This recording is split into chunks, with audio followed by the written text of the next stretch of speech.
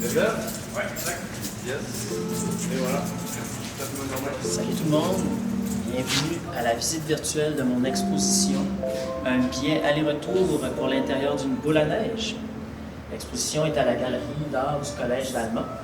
Et puis, en fait, c'est l'aboutissement d'une semaine de résidence que j'ai fait la semaine passée.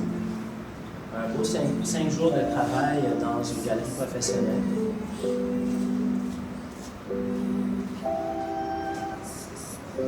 Ce sur quoi j'ai travaillé, c'est ce sur quoi je travaille vraiment toujours, c'est-à-dire que comme artiste, je cherche à révéler l'interface.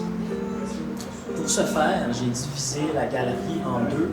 L'espace du fond est devenu un espace de production médiatique et l'espace avant est resté un espace de diffusion, mais j'en ai profité pour diffuser deux performances. L'espace de production, de son côté, était diffusé directement sur Facebook en live tout au long de la résidence. Fait que le matin, j'arrivais, je commençais la diffusion, puis je l'arrêtais seulement en partant le soir.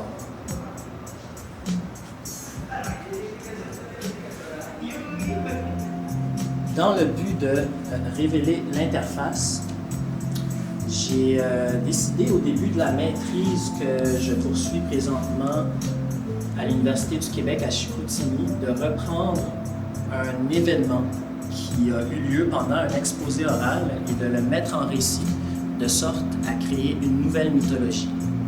L'événement qui s'est produit, en fait, c'est que l'exposé oral était filmé.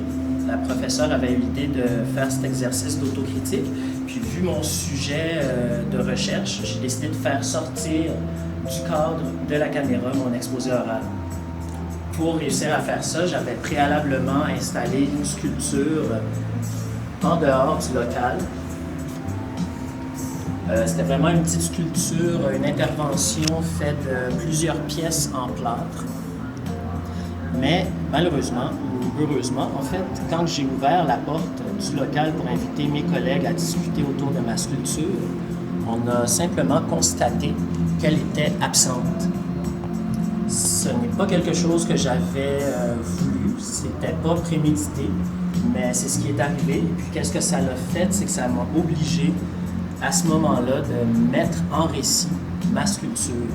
En quelque sorte, je suis devenu l'interface de cette sculpture-là. Immédiatement, j'ai compris que c'était un événement qui était très fort. J'ai décidé de le reprendre puis de créer une nouvelle mythologie autour de cette histoire-là. Et puis, c'est dans cette mythologie que s'insère le personnage du Kaiser auquel ces photos font référence. Le Kaiser est un personnage fictif. C'est le seul personnage fictif de mon récit. Les autres personnages, ce sont seulement les protagonistes qui étaient présents, mes collègues, la professeure, moi-même. Et puis voilà, donc depuis 2 ans, je produis des artefacts qui rendent compte de ce récit-là. Et puis tranquillement, je diffuse ces artefacts, que ce soit des photos, des vidéos que j'expose, des objets aussi. Mais je fais aussi des interventions dans l'espace public. Depuis à peu près 2 ans, je profite de toutes les occasions que j'ai de présenter mon travail pour diffuser mon nouveau récit mythologique autour du Kaiser.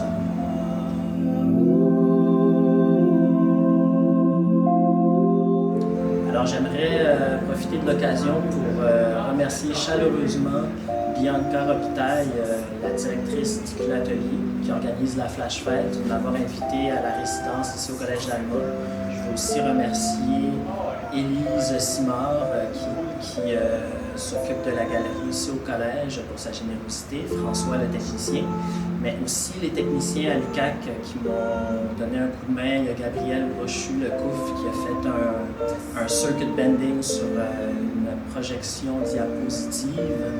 Et aussi Alexandre Dano qui m'a prêté un diffuseur FM. Fait que merci à tout ce beau monde et merci à vous aussi de de regarder cette visite virtuelle en espérant qu'on va pouvoir se voir en présentiel bientôt pour une prochaine exposition.